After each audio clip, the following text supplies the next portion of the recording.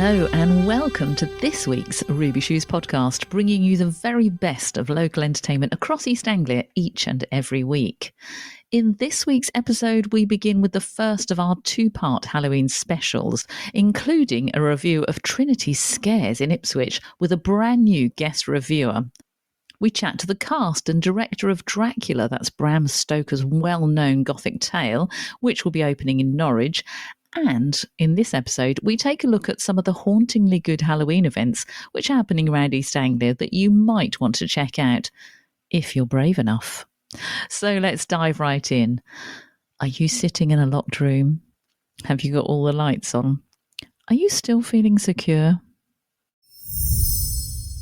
Now, Trinity Scares is based at Trinity Park in Ipswich, and they give a warning on their website. It says it takes place in almost complete darkness. It's not for those who are squeamish, pregnant, claustrophobic, frail, or for the faint-hearted. And to be honest, I thought, well, I fell into at least one of those categories. So I sent along our brand new guest reviewer, Iona. Let's hear how she got on.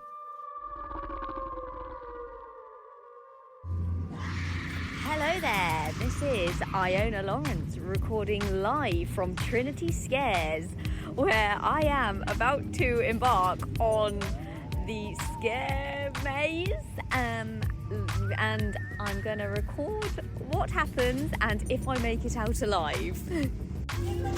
Just following the circus clowns through a gated fence. It looks like a cattle shed. I think it is a cattle shed. It is a cattle shed. It is a cattle shed. So we are... Line up along the back wall. Face the back wall. So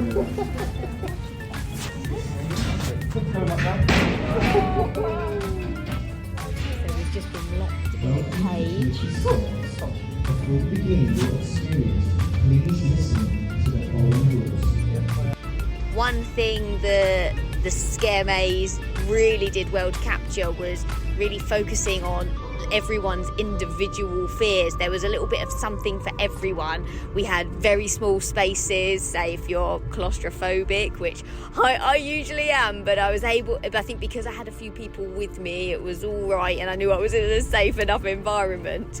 But then there was also things that would sort of drop down. There were things that you had to push through. There were things jumping out at you. And then there were also things that you were seeing as well visually. It was very rich in all the kind of design elements. And it wasn't, as it's nighttime and it's very, very dark, it did make the experience very, very intense because that was like added to the darkness as well, and they didn't need to embellish it with too many lights. You were left to your own devices to figure your way through. So I'm fresh out of the Trinity Scares maze. I made it to the end. Goodness knows how. It was fantastic actually. There was a little bit of something for everyone. Must admit, I held my nerve better than I thought I would, but that's more than I can say for a lot of the people around me. Well done, Iona. That was a brilliant review, and I think it sounds like she had a lot of fun there as well.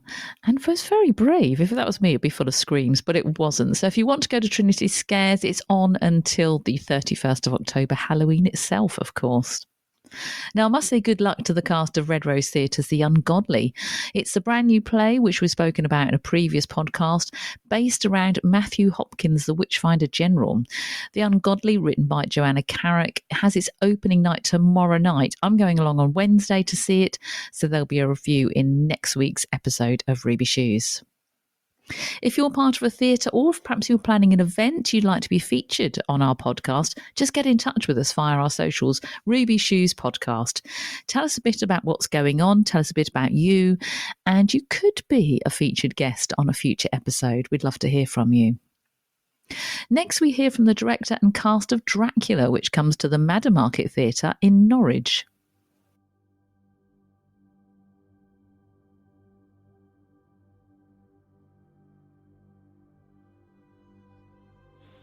7th of November to the 11th of November, Dracula comes to the Madder Market Theatre. This melodramatic retelling of Bram Stoker's well-known Gothic tale aims to thrill, excite and entertain in equal measure. Now, we told you a little bit about it in last week's Ruby Shoes podcast, but now we have two of the cast, John Davis, who plays Van Helsing, and also Jose Teruca, who plays Dracula himself, and also Chris Lloyd, who is the director of this Dracula, all from the Mad Market Theatre in Norwich, and they're joining us now. Christine, or Chris, I'll call you if you don't mind. If I can start with you, as director, is it something you've directed before? I have, a long, long time ago. In fact, I not only directed it, but I played the young female lead, so you can see how long ago it was. You can't see it, but you would if you were sitting opposite me. I directed it a long time ago, but it was a very different kind of production. We played it for a lot of comedy then. We're playing it for entertainment value, I would say, this time, and drama, lots of drama. And does it stick quite closely to Bram Stoker's original, would you say?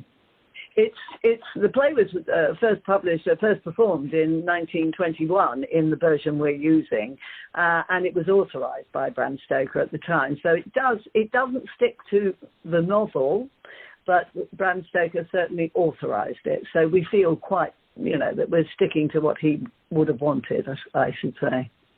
Oh, brilliant. And then from the audience point of view, it must be that there's going to be a few surprises in there to make people jump, I would imagine. The story itself is scary enough, but without giving up too much away, because we want people to come and see this, of course, are there moments of surprise for the audience, would you say? Is that fair? I think there'll be some moments of surprise.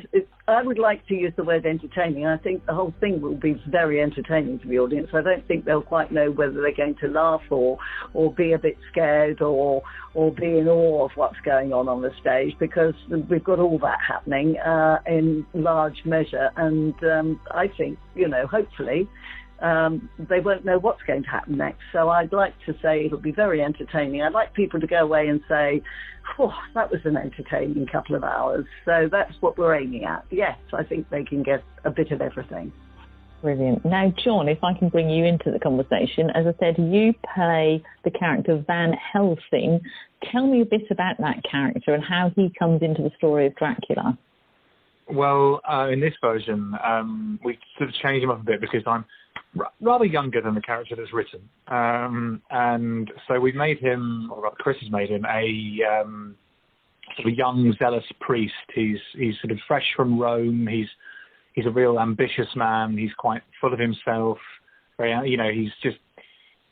He's very zealous in what he's after. He's really obsessed with going after these occult things, and particularly vampires. And so he comes in as he's a specialist that's called in to look at the symptoms of Seward's niece to cure her, basically, to see what he can do. But of course, he already knows what's going on. He's twigged.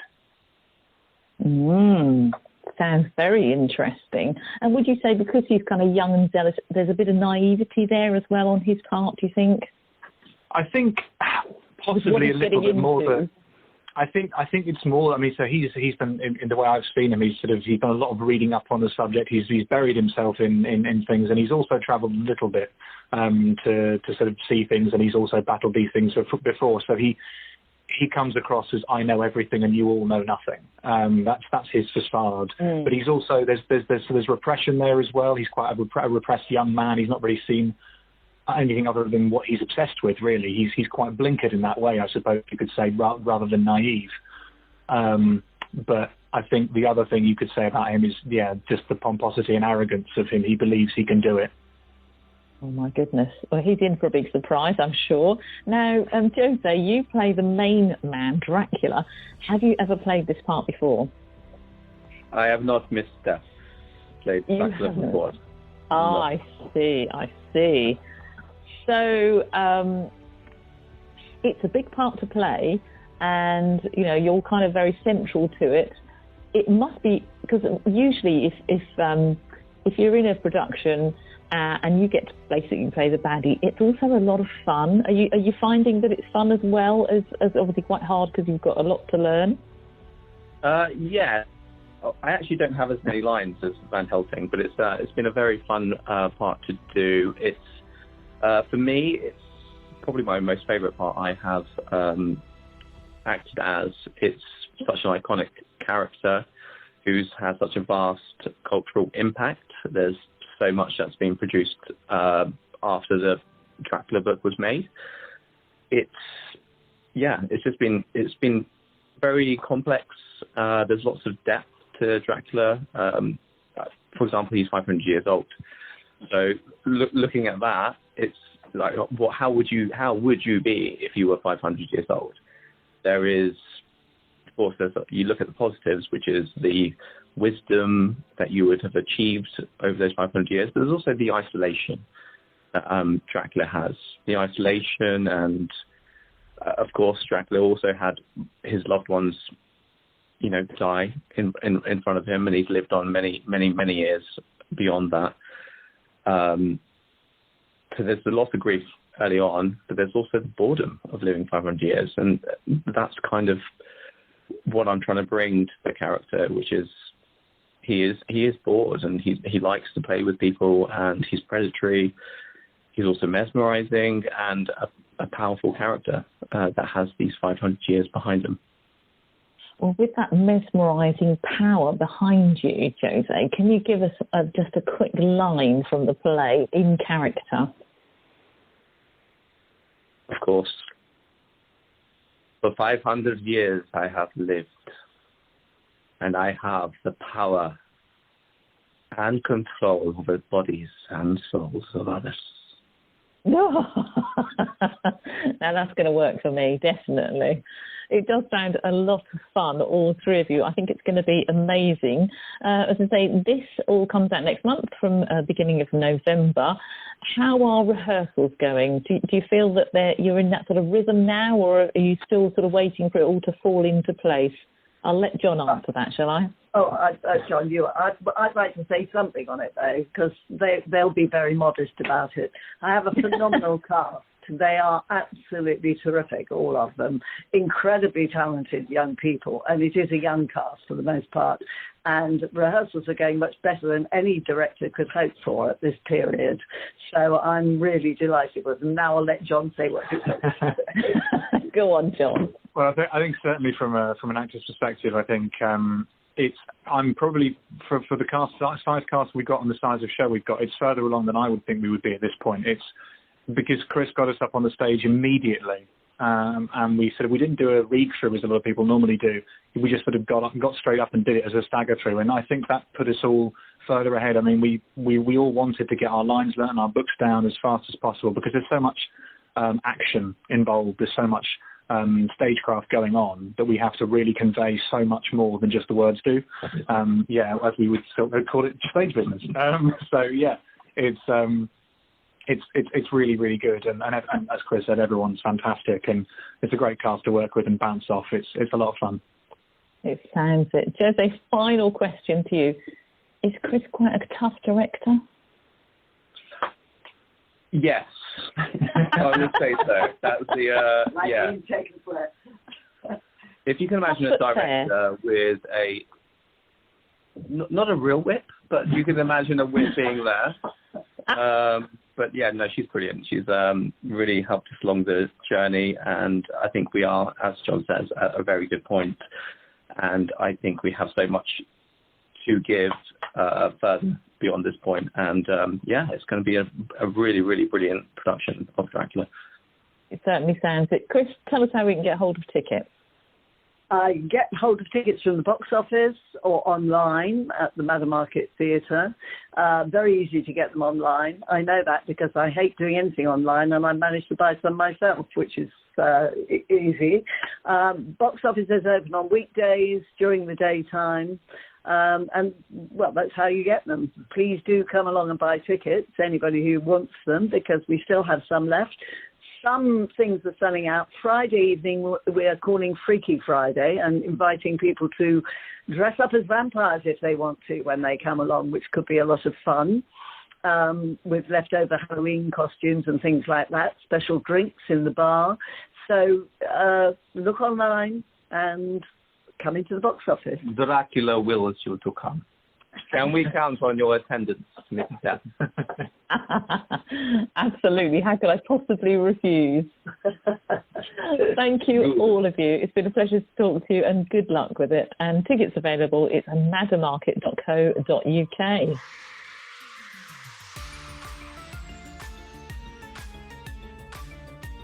Now, coming up this month, you might also like to visit these other Halloween events. First of all, there's Scaresville at Kentwell Hall. That's in Long Melford in Suffolk.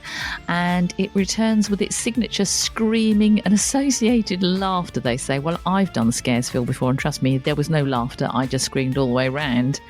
It says, be prepared for an evening of adventure as you cross over into a twilight world where reality and imagination merge. You'll encounter thrills, spills, scares and dares as you traverse the woods, the buildings and parkland of Scaresville. When I went along, they've got this original brick mausoleum as part of Kentwell Hall, and it's circular. And it's in the dark, and you go in and it's lit up at the bottom, and it's quite spooky because there's a coffin at the bottom and things like that. And I went in with a colleague and we were doing some recording, and because it's circular and it's quite dark, as we went round, we were sort of feeling with our hands to try and find our way back out again. And somebody else who I took along, who I'll keep nameless at the moment, but he knows who he is, shut the door on us, unbeknownst to us. So as we walked around in semi-darkness with our hands on the walls trying to find the way out, there was no way out. It was literally just like this circular tomb. Very, very scary. They say about Kentwell Hall's Scaresville, the live action immersive experience will once again provide a unique experience not matched anywhere else in this mortal realm. So it's on nightly. It goes on until Sunday, the 29th of October. And you can book your tickets if you just do a Google for Scaresville or Kentwell Hall. You can find that there. Another thing that caught my eye, and I thought this looks like fun. This is at the Hold. This is on Ipswich Waterfront. It's obviously the home of Suffolk Archives. It says, enter if you dare and join us for an adults-only night of spooky Suffolk ghost stories. It includes a screening of the 1968 BBC production of Whistle and I'll Come To You by M.R. James.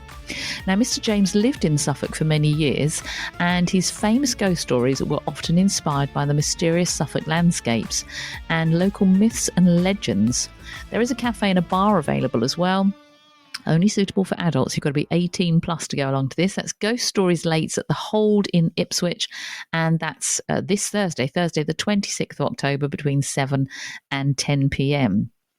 So if you like ghost stories, head for that.